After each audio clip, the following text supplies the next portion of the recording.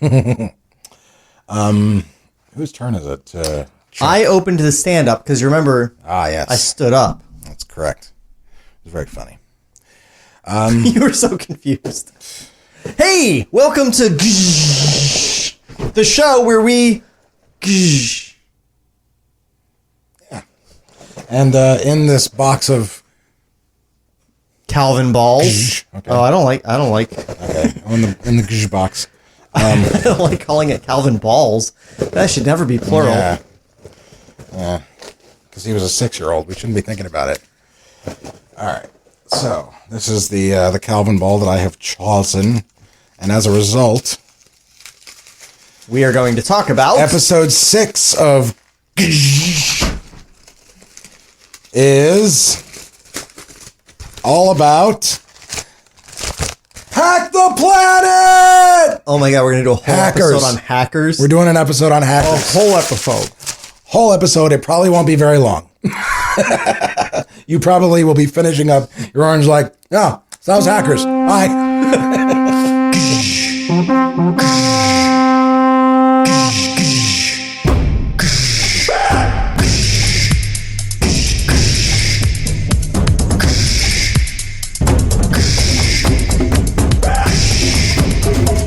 So, hackers is now.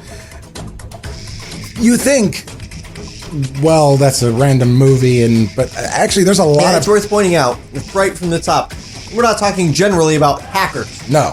We're talking capital H, proper name, Hackers, the 1995 cinematic classic that introduced us to Angelina Jolie's boobs. And also trench coats. No. That wasn't. No. Trench coats go back to Highlander and the Crow and Sorry, The Shadow, 1994. But I did. I will tell. I'll bring it up later. So, the great Matthew Lillard. I was going to say Matthew Lillard was serial killer in this movie. That was his name, and he had a kind of a cyberpunk, emphasis on the punk kind of look.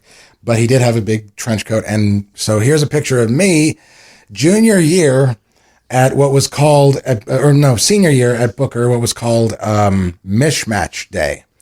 So you had to be kind of... why was I friends with you? You weren't even at school that day. Didn't need to be embarrassed. No. So here's that picture now.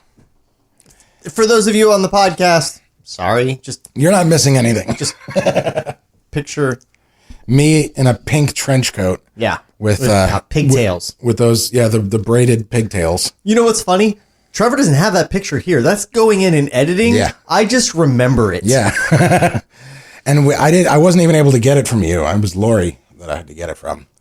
So Hackers, maybe that's the movie that I think was 95 or 96. Hackers was 95. 95, okay. 100% 1995. Okay. Well, so Hackers, now the other thing that I should say is that, just casually thinking about it, you probably think, oh, I'm not, if you type in on YouTube Hackers Review, you probably won't find anything. Wrong. A lot of people have covered it. Oh, yeah.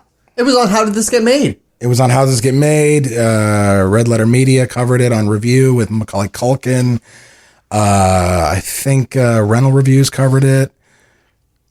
I haven't seen Nostalgia Critic cover it, but he probably didn't. It's worth noting that the movie was not out very long before we were already like, look, we love this movie. We can't help it. Yeah. Yes, we're embarrassed by that. We know it's a bad movie. We knew it was a bad movie. But look. It may have been our first so bad it's good, guilty pleasure. We thought it was good at first. Yes. For sure. We didn't walk out of the theater going, oh my God, that was so bad. It wasn't like Space Jam. We were just like, hey, should we change our entire life and style? Yeah. And also... that was our initial reaction to this movie was, where can we find Jolt Cola? Yep. And also, where can we find... I remember being particularly... The film's production design was very impactful, especially to me. And I remember thinking... because the production design extended all the way to the graphics that these machines, completely fake machines and devices would have. But no, you have to keep in mind how high-tech they were, because... I remember this line. When you see Acid Burn's computer for the first time, The coveted one. Yeah. It was like the top of the line that the other hackers were like drooling over. He goes, 28.8 kbps modem. But this was 95, so this is like right when the internet started to be, in people's houses.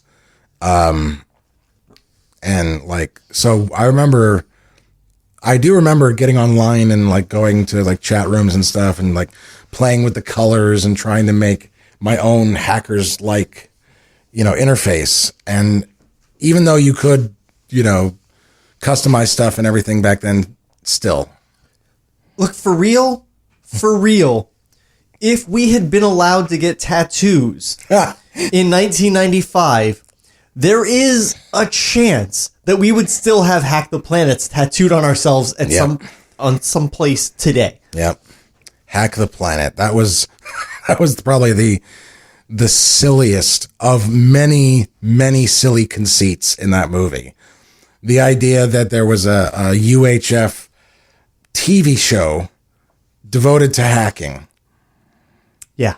UHF. By the way, is a broadcast band that I don't know that anyone uses. Mm-hmm. Not now anymore. Yeah, I mean, it dates back to like when I was a kid, I had a television and you changed the channel with 2 different dials. Mm-hmm. There was the top dial that had 13 positions and a 0. And if you set it to 0, you could go down to the VHF band, which had like, I don't know, 63 channels or something. So it would be like chunk, chunk, chunk, chunk, or... Yeah, and you would be going for a while before you saw anything that wasn't static. Yeah, because... Oh my God, I'm old.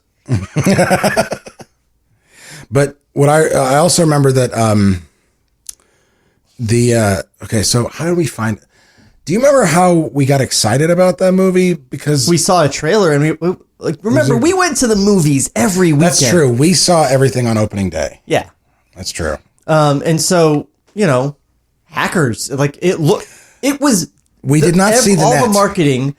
I saw the net in the theater. Didn't? I didn't. Fuck yeah, I saw the net in the theater. I wasn't there with you for that one. No, I think that was earlier. I think it was before we met, which seems, or before we were hanging out at least. Because that movie was like 1993. That was the year we met. Yeah, was it 93? I believe it was. Hold on, let me ask our producer, Internet. This is what we were like thinking about in the future. What the future would be one day.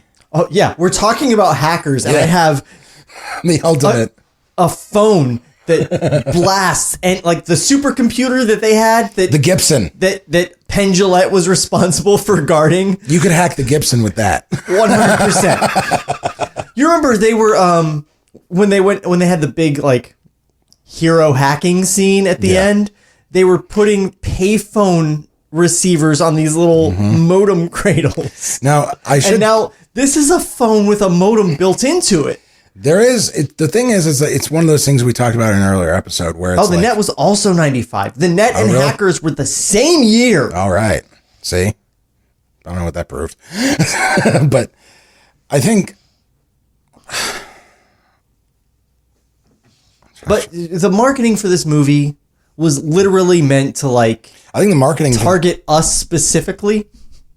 It was like, hey... disaffected teenagers who really think that you're unique and don't want to be part of any cliques. Yeah. So you make your own clique and don't want to call it a clique or admit that you're in a clique.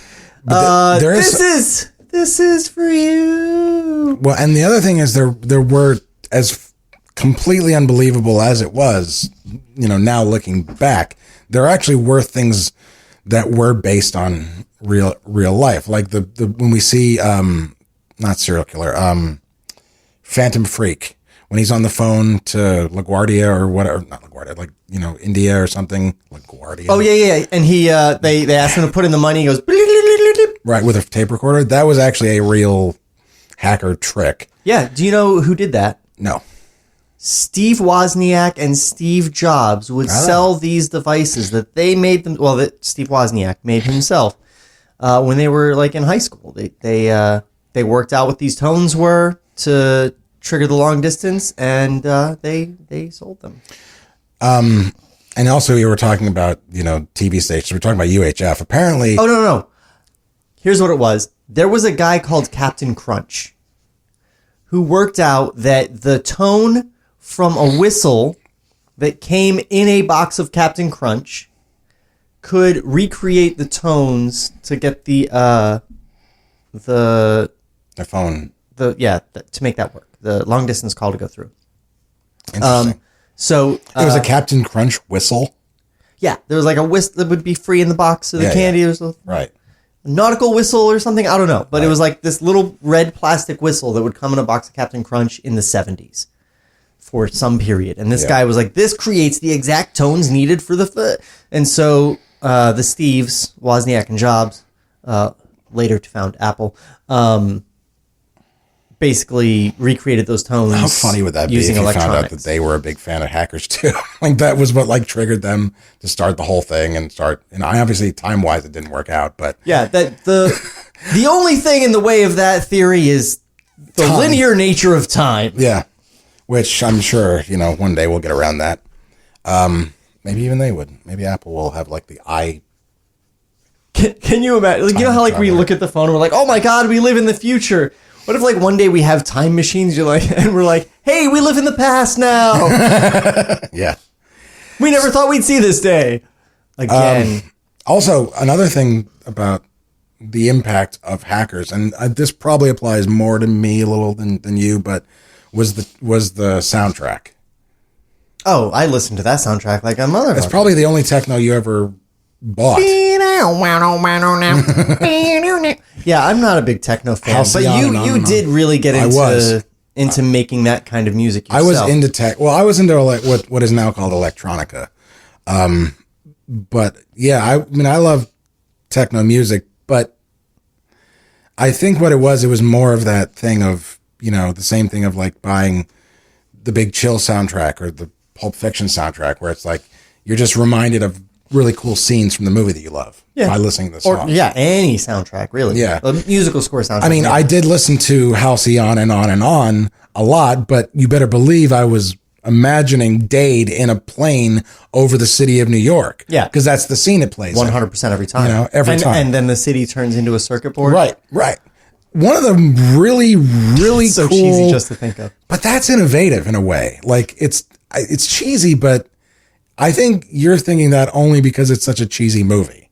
Like on its own, looking over a city and then it turning into a circuit breaker and lining up, that's cool. I think to me, it's just picturing some guy excitedly telling someone else about it. All right, so we're going to go over the city, right? But then it's going to like fade and it's going to be like a circuit board, dude, right? And there's going to be, and then like all the cars are going to be electrons. Oh, it's going to be so badass. Do you have more Coke though? I honestly, dude, I maintain that was legit interesting, that shot. I mean, it's one of maybe 3 shots that are interesting in that movie. I'll go so far as to say I'm sure there are a whole bunch of shots that are really interesting in that movie. One of which involves her tit, Angelina Jolie's tit. The issue here becomes the dialogue. And I'm speaking about one particular bit of dialogue. I mean, you could pick any one, but no, right. Here's the thing, or one particular section of dialogue, I should say. Okay. From like you remember the first scene? Yeah. From then to the last scene. It's just, apparently that opening scene did happen. By the way, my name is the Plague, you hapless techno weenie. Oh no! It was Mr. Plague. We got some going on. My name is the Plague. Mr. the Plague, there's a major problem down here. As in what, you hapless techno weenie? Which he may as well have been talking to the audience. Yeah, because we're a bunch of techno weenies. This was the first time I'd ever seen, and I'm ashamed to admit this as a diehard cinema buff. Fisher Stevens? Not Fisher Stevens, his girlfriend. Lorraine Bracco? Lorraine Bracco is the first time I ever saw Lorraine Bracco. I think the first time I saw Lorraine Bracco was in Medicine Man with Sean Connery. And she Should have been Goodfellas that we all saw first, by the way. Oh, it might have been Goodfellas, yeah. But I will say that she continued her... You didn't like her in The Sopranos? She was as garbage in The Sopranos as she was in Hackers. You don't like her in why? So look, Jessica just recently binge-watched through The Sopranos, right? I have not seen much of The Sopranos. Right. And I remember us discussing at length and quite often... Us meaning you and Jessica? Us meaning you and I. Okay. At length and quite often how terrible Lorraine Bracco is in Hackers. Every line she delivers sounds like she's cold reading it for the first time. And like she doesn't... Get the file, otherwise you'll lose all your toys. Yeah. Nobody talks like that, Lorraine. No. Lorraine Bracco doesn't talk like that. And she talks exactly like that on The Sopranos. And so I didn't want to mention anything about my... She doesn't sound like that in Goodfellas. I'm sorry to cut you off. I didn't want to mention anything about that to Jessica while she was watching The Sopranos. And she mentioned But it, then didn't she brought up, she's like, she's not very good. And I was like, oh, thank God you said that because, oh my God, have you seen Hackers?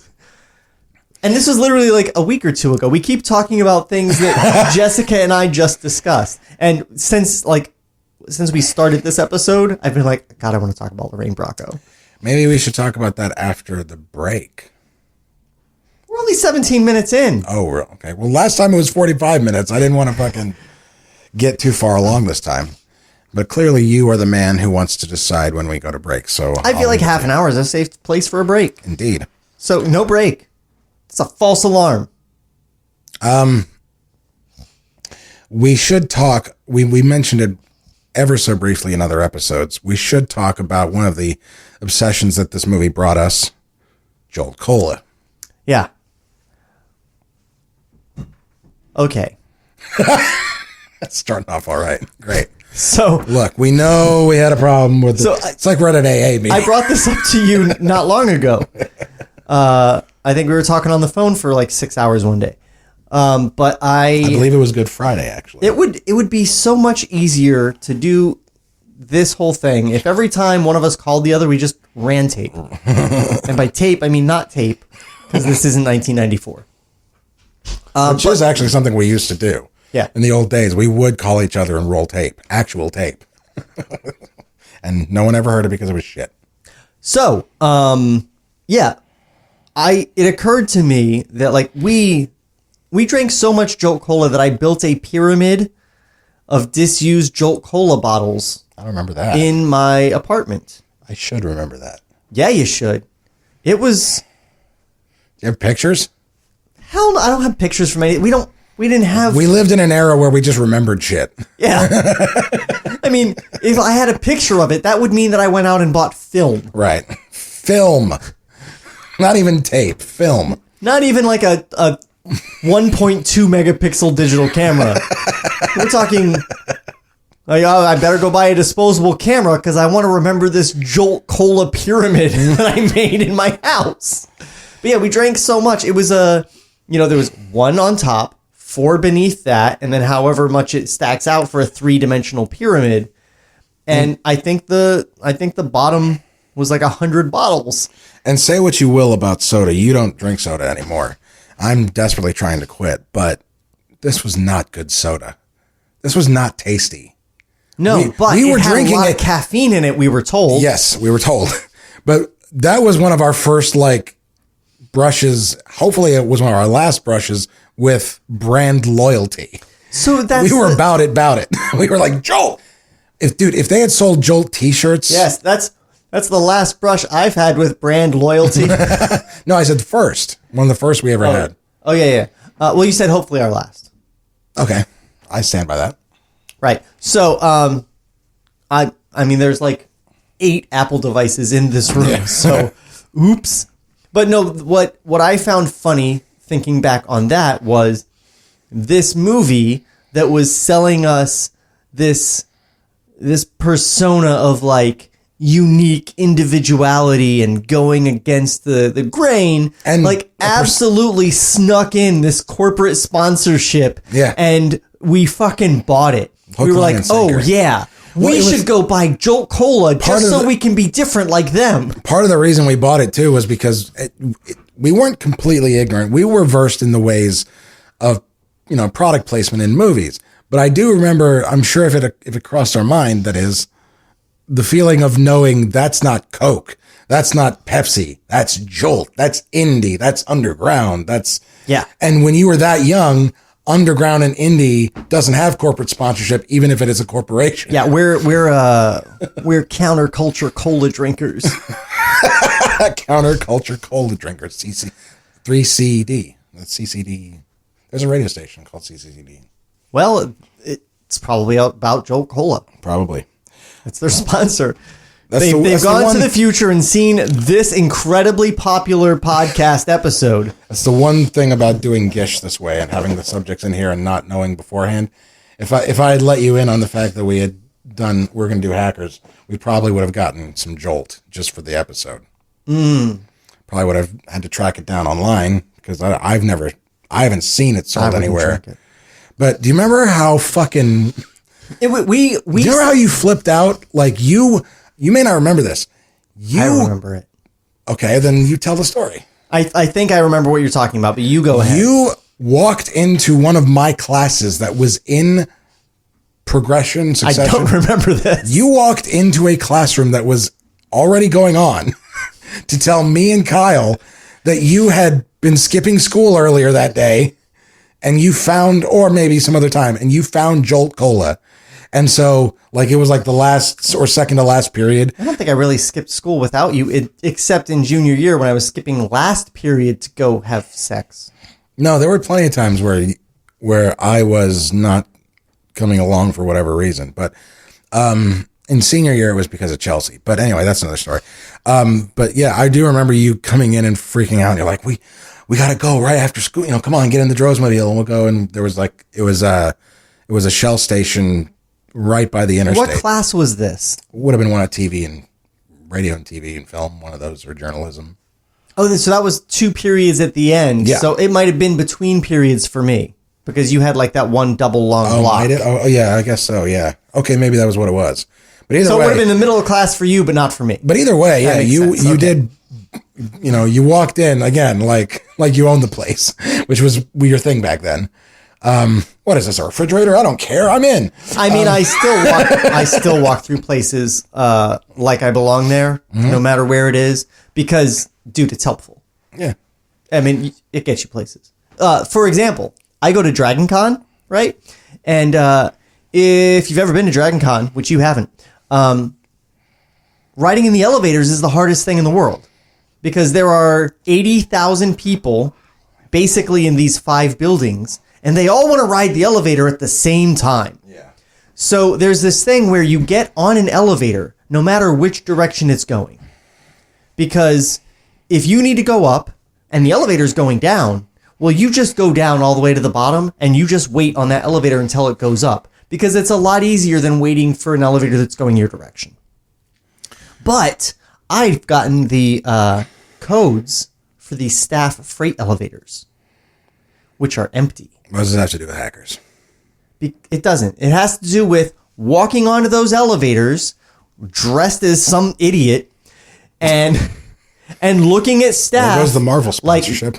Looking at staff like, yes, I'm dressed in a mocap suit and wearing an Iron Man helmet, but I fucking belong on the staff elevator. And it's all in your attitude, and I've almost never gotten kicked off those elevators. You gotta walk around like you own the place. Don't go in people's fridges, though. No. There's a line. There's also a line, if your friend's history teacher asks you where you're going and what your name is, you don't say the name of a character that you're writing a script about. Yeah, you say the name of your enemy. Yeah. Because your enemy at least has a record at the school. There's no record of Alec Trescott at Booker High School. There is now. Yeah. So the Jolt Cola, the trench coats, the techno music, we tried to embody every aspect of the hacker life with the exception of actual hacking. Yeah, Trevor, look. Here's the real crux. We didn't even play video games. It's a lot easier to buy soda and coats and music than it is to form an actual personality. Going through life, buying soda and coats and music, not hacking. How ne'er-do-wells. Basically, it's a piece it together yourself personality. And I'll tell you something that I noticed about the movie, watching it not recently, but the most recent time I've watched it, and I've seen numerous things with what's his name, the guy who played Dave, Johnny Lee Miller. Johnny Lee Miller. Angelina Jolie's first husband. I was going to guess that. I don't know why I didn't. Johnny Lee Miller, and of course, back then we didn't really notice how bad his American accent is. Oh yeah, we did. Did we? DOD standards. Because when I did watch it again, I think I was like in my mid-30s, but I don't think that we like knew that he was British, but we definitely made fun of the way he said things. Did we? Yeah, like DOD standards. I remember him even saying that in the movie. Yeah, he does. Yeah. But he does. He sounds like... You said bad accent and DOD standards jumped into my head. Okay. Well, this is not my observation, but somebody pointed out on one of these many reviews, and I can't unhear it now, he sounds like the guy from the B-52s. Fred Schneider? Fred Schneider. He sounds exactly like Fred Schneider. Conversationally. So, you know what I always think of is... There's an episode of Difficult People. Have you ever seen it with Billy Eichner and I know that I should see it, but no, unfortunately I haven't. It's really good. There's an episode where she's struggling to get an acting job, and she realizes it's because the British people are taking all our jobs. I took our jobs. And then so she decides she's going to do her next interview pretending to be a British person doing an American accent. Wait. And she's like... So she's going to do an American accent. She's American. Yes. And she's going to do an American accent as a British person trying to do an American accent. Yes. Okay. And she said the secret is all in the R's. Because they have such light R's. They barely pronounce their R's. Right. So when they do an American accent, they overdo their R's. And so she goes into this interview and she's got this very R-heavy monologue. And she's overdoing all her R's. So she sounds very strange, and everybody's treating her very nicely. They're saying, you did such a good job. And we're let in on this pretty early while she's still in the dark, but everyone thinks that she's a special needs person. And so she gets the job, and they're bringing... Like she has lockjaw or something? Like, no, they think that she's mentally challenged. And so they bring her balloons. And they're like, we're all so proud of the job you're doing. So yeah, that's what Johnny Lee Miller sounds like. It's like Kevin on The Office when Holly realizes that he's not. She's like, yes. You count all the numbers yourself? Yeah. It was just like that, yes. Except, through her own machinations backfiring rather than just someone being fucking mean. with her, yeah. But yeah, that's what Johnny Lee Miller sounds like. Yeah. Yeah, he does. It's not a current, like... I wonder if that's why Agent Smith sounds the way he does. Mr. Anderson. He has very pronounced R's. He does. Oh, now I'm going to watch The Matrix in a whole new way. Which is to say not watching The Matrix. I am going to enjoy watching you die, Mr. Anderson. Me and my 15 other me's... Though most of them are just going to stand back and watch me. It's too bad he never actually growls. Because that's how he would do it. Yeah, of course. There's some other actors that came out of that movie that I didn't notice before. And admittedly, I didn't realize that I had seen Fisher Stevens before. Is it time for break? Yeah. All right. Break. That's the break bell. It's probably now going to be a thing for every episode because we just decide to do things and then just keep them forever. Yeah. Like how we're not supposed to talk about how at the beginning of every episode you're eating. Yeah. That's edited out. And we're back. No. Hey, welcome back, everybody, to another episode of In the middle of it, though, this time. Welcome back to the middle of this episode. Yes. When we left off, Trevor was just talking about Fisher Stevens and how he realized he had seen him before Hackers.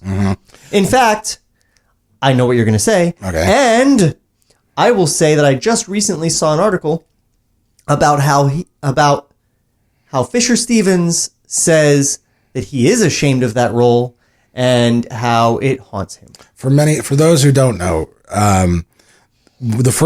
it's not his first role, but the first major role he had was a racial appropriation of an Indian character. Indian or Pakistani, something like that, in the Short Circuit movies. The Short Circuit movies, yeah.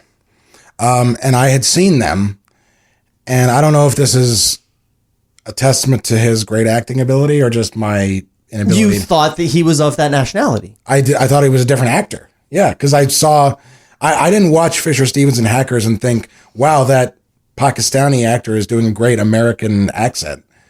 I'm saying I had seen him before and didn't realize that it was him. I did realize it was him when we watched Hackers. Really? And I loved. You love Short Circuit. Yeah, of course. And, of course, what's her name? The brown-haired girl who's in it, the brunette. Ali Sheedy. Oh, Ali Sheedy. I didn't even realize she was in that, honestly. All I remember is Fisher Stevens. Fisher Stevens and the Robot. And the Robot. The movie should be called Fisher Stevens and the Robot. Yeah. So, no, I saw him in Hackers and I went, oh, I thought that he was like actually Pakistani or Indian. Yeah.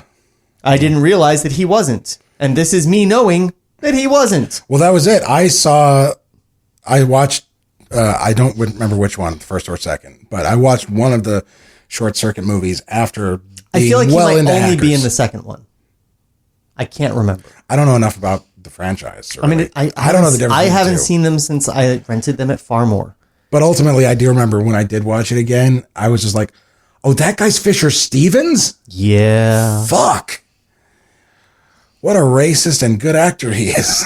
But, look, here's the thing. Here's the thing. When you're an actor starting off, if someone says, hey, we want to put you into a major motion picture and we want to pay you this much money. Yeah, you say yes. And we would like you to be offensively Indian. Yeah. You go, well, that's enough zeros. How many years before that's offensive? And they're like, probably 30 or 40. Yeah, you got you got some 35 time. years. You got some time. But yeah, I mean, like, look, stop judging people for past roles they took. Like, I will tell you this. Maybe this is not a good tangent, but I will say that I'm with the complaint. I'm with the people who complain about like letting actors act. I remember Bill Burr saying about Bryan Cranston, about how Cranston played a quadriplegic, and everybody was mad at him. He's like, why is an able-bodied man playing in that? And he's like, because it's called acting, you dumb fuck. Yeah. We got to put people asses in seats.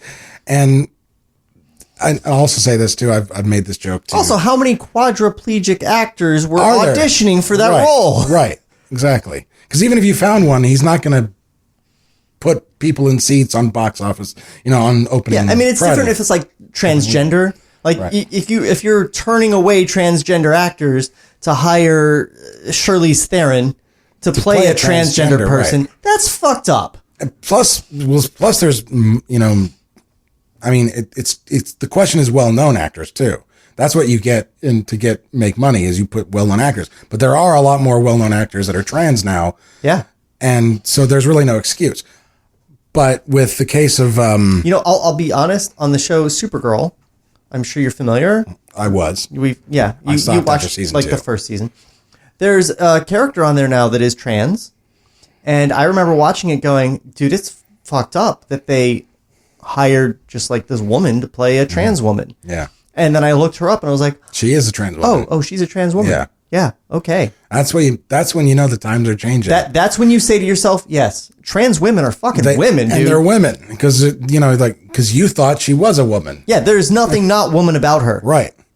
I will say, I have to say, like, at that moment, I was like, oh, I'm an ignorant shithead. I gotta get better at this. There is part of it though that is like let actors act. I remember there was a this thing came up in the VO in the voiceover cartoon actors world, and I remember I'm friends with Eric Bauza, and joking with him. I said, "Look, man, I think it's fucking great that, you're able to come over here from Canada, your family's Filipino, and, you're able to make this great future for you. But you need to step down as Bugs. You're not a rabbit. Yeah. Rabbit actors need to fill these roles. Yeah. It is a bit silly. But anyway, so none of those actors were actual hackers, though. So. Yeah. So, see how I brought it all the way back? I brought it back to hackers. Look at that. Yeah. Now was it just me and you, or were there other friends? Because I feel like Janine and Kyle. I don't think there was much period of Janine and Kyle in our lives. As they didn't cross over. There wasn't a lot of crossover. It was like right. It was Kyle's Janine or Kyle. Yeah. But at this point, it would have been Kyle. We would have watched it with Kyle, yeah. But what I'm saying is, I remember hackers. Janine had hackers for the longest time when I would go over and see her, being her row of DVDs. But so I know she has some. Oh well, probably the Joel Cola thing, because we were all. Oh yeah, I mean, like we carried hackers through high school. Mm-hmm. Like the influence that we felt, we started writing a screenplay. The three of us, Nathan Davis. Janine, and myself. Was that what it was called? Nathan Davis? Yes. Or Nathan's Genesis, it went through. That's where Alec Trescott came from, that you mentioned earlier. Yep. The premise was that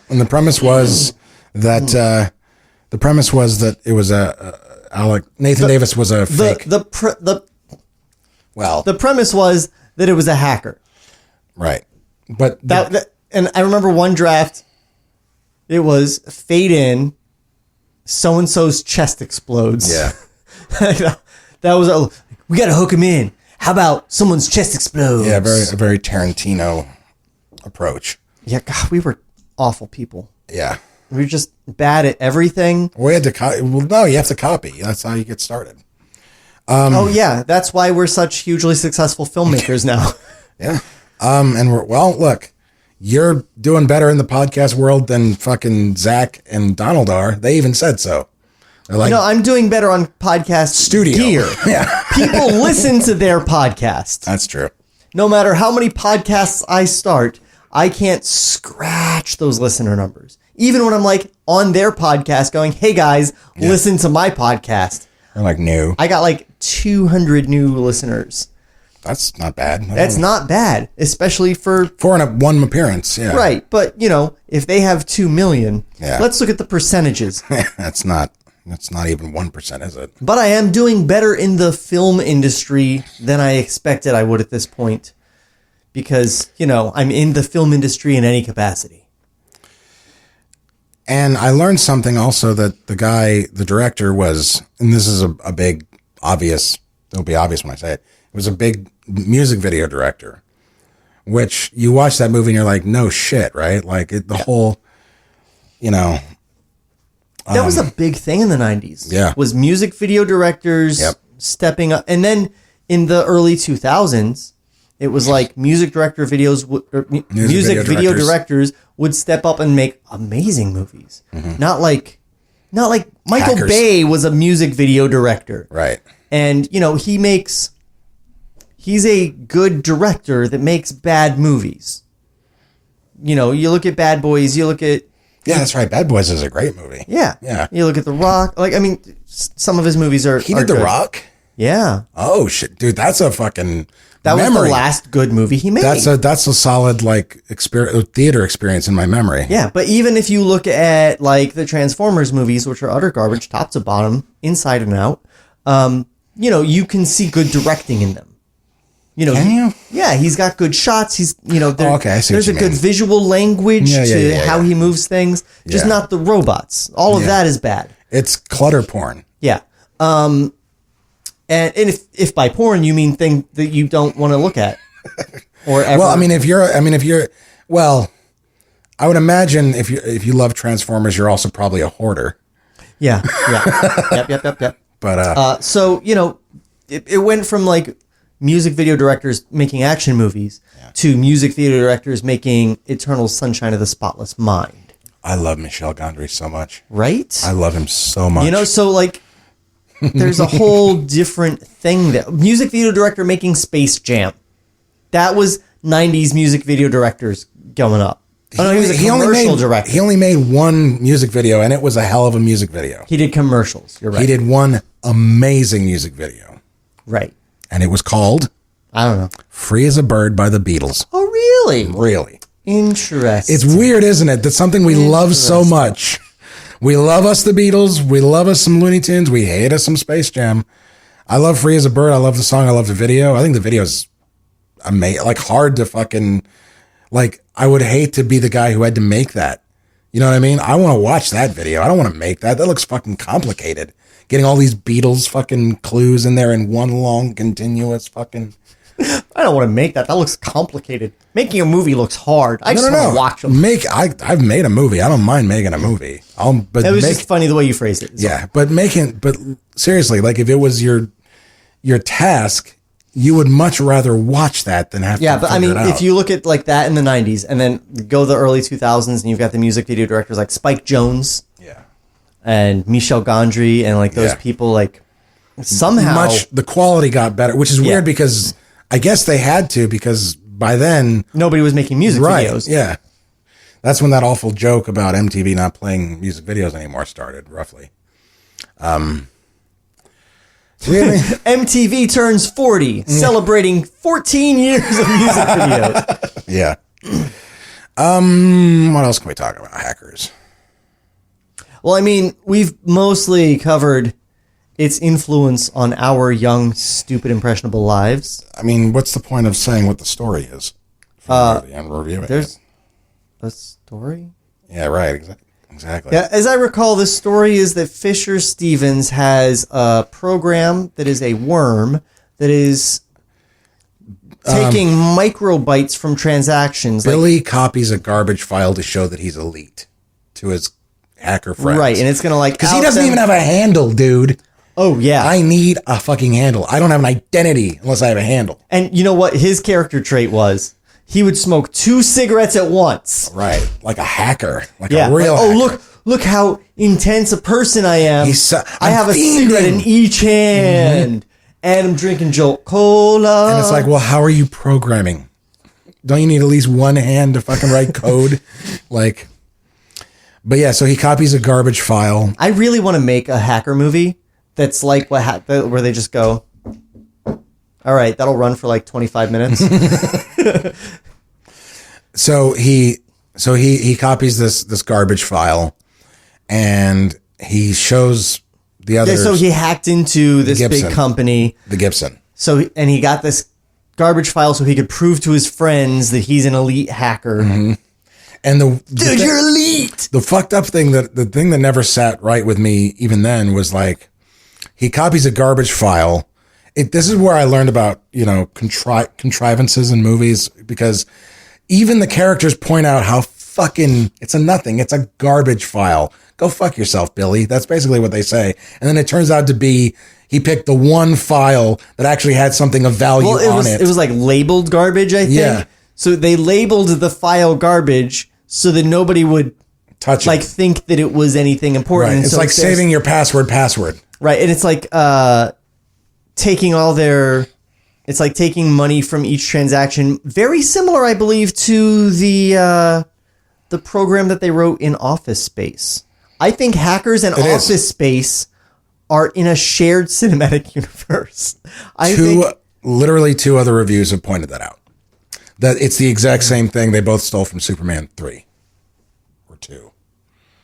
Because even in Office Space, they say 3 was the hacker one with holy shit, we got through a whole episode on stand-up and we did not mention Richard Pryor. I didn't even wear my Richard Pryor shirt that I had on yesterday. Shit.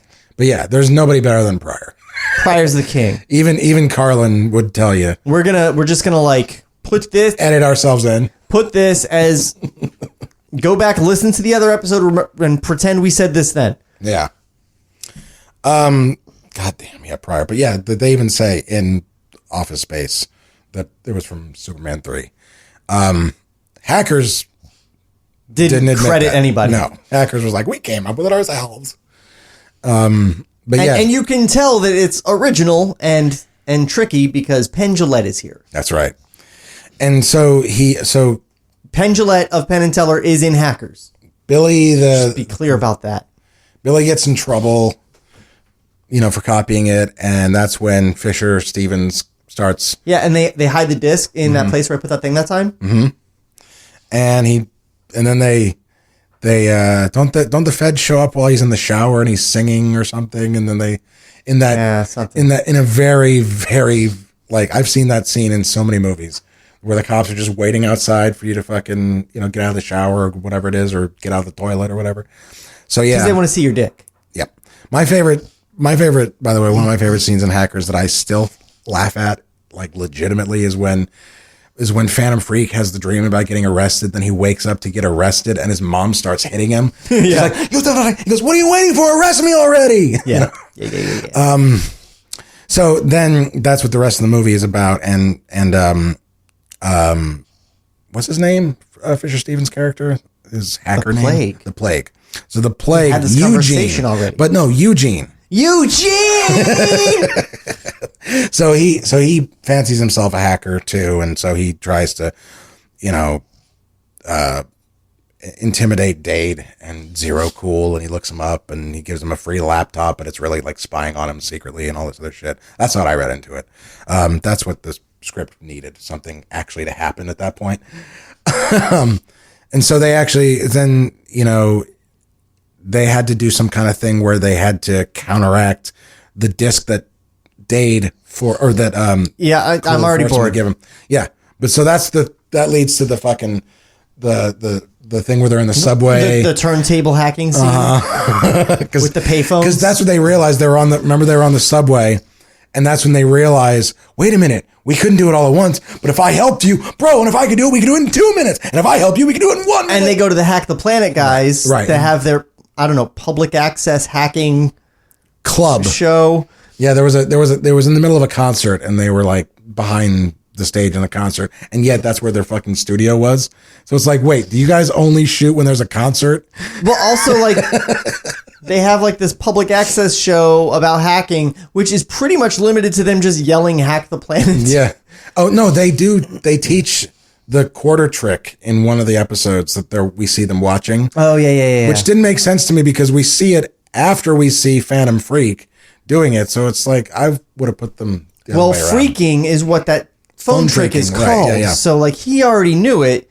He didn't learn it from the Hack the Planet guys. That was already like his whole thing, which is probably how they were able to use all those payphones as modems in the first place to not be trackable or to. But anyway, so those Hack the Planet guys like called out to their whole network of hackers that watch their UHF public access show. Which, by the way, if they don't like what they're seeing on their public access UHF show, they can just call the security guard and get the phone number on the modem and change the tapes around. Or something, yeah. Don't you remember that? That's the first scene when he fucking, like, on his 18th birthday, he hooks up the modem. Oh, yeah. They had there was like the arm taking out the beta tapes at the TV station and putting on the Outer Limits or whatever. Yep. Yeah. Yak. So let's talk about Fisher Stevens' big plan